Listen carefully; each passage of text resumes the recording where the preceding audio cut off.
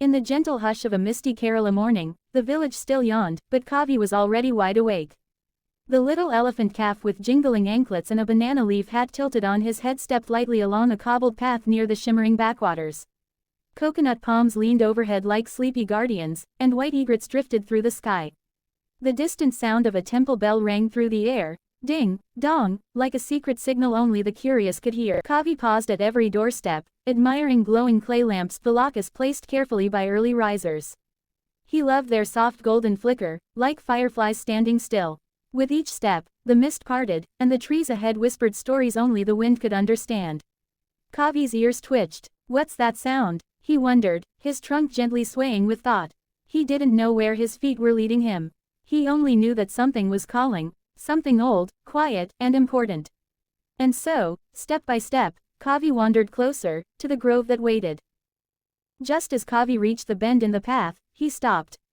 There stood an old wooden sign, its paint faded, but its message clear, whispering "Grove, do not enter." Perched right on top of the sign was Meenu, a dazzling little kingfisher.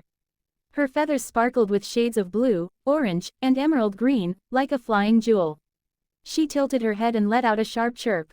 "Kavi," she called, "you're not thinking of going in there, are you?" Kavi looked up at her with innocent eyes. "Why not? It looks peaceful." Meenu flapped her wings nervously. "It's not just peaceful, it's old. That grove remembers things. People don't go in anymore. Not since." She trailed off. Kavi's ears perked with even more curiosity.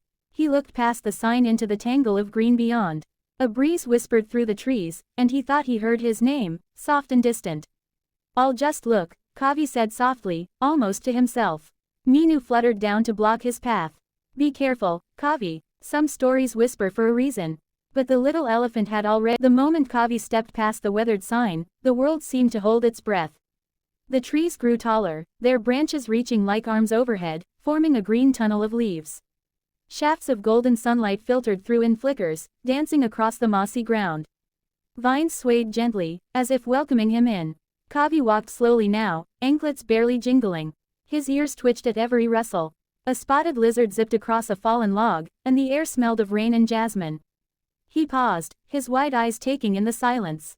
But it wasn't silent, not really. There was a hum, soft and steady, as if the trees themselves were breathing. "Hello," Kavi whispered. The leaves above rustled in response. It didn't feel scary, not exactly. Just old, like the grove was full of memories, and he had walked into the middle of someone else's story. Still, something inside him said, "Keep going." And so he did, deeper into the heart of the green. Deeper inside the grove, the air shimmered with magic. Kavi slowed to a halt beneath an enormous banyan tree, its roots thick like braided ropes, its trunk wide enough to hold a secret. Light filtered in golden beams from above, catching the drifting dust like tiny stars. But more than light, it was sound that made Kavi freeze. A whisper, then another, and another. They weren't voices he could understand, not yet, but they hummed with feeling, curiosity, calm, memory. Kavi stepped closer, trunk raised slightly. The moss along the roots pulsed softly, as though the tree was listening. Kavi stepped closer. Then, he saw them. Faces, carved in the bark, not by hands, but by time. Their eyes were closed, mouths curved in faint smiles. As if the tree had once spoken, long ago, and was only now beginning to wake. The whispers grew louder. "You've come," they seemed to say. And though, just then, the roots of the banyan tree shifted ever so slightly, not with menace, but with purpose. A deep rumble moved through the earth, like the slow stretch of something waking from a very long sleep. Kavi stepped back, trunk lowered, eyes wide with awe. Before him, the bark of the banyan began to glow, not brightly, but warmly, like embers remembering fire.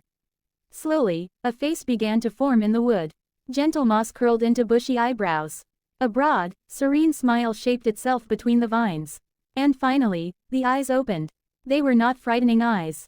They were old, kind, wise. This was not just a tree. It was a guardian, a storyteller, and as it looked at Kavi, it didn't need to speak loudly. The whisper in the leaves said enough.